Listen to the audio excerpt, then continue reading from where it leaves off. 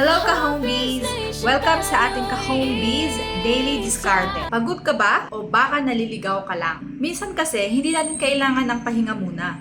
Actually, ang kailangan natin gumalaw.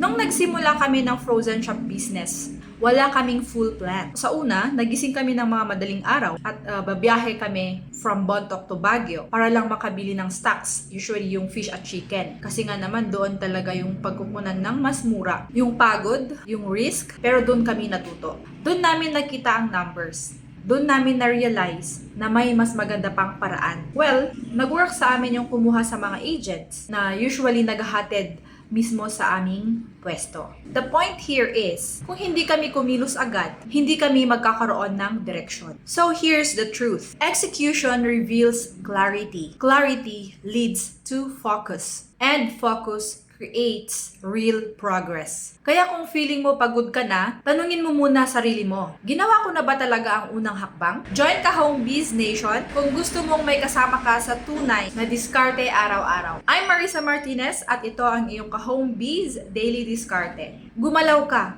doon mo makikita ang iyong direksyon.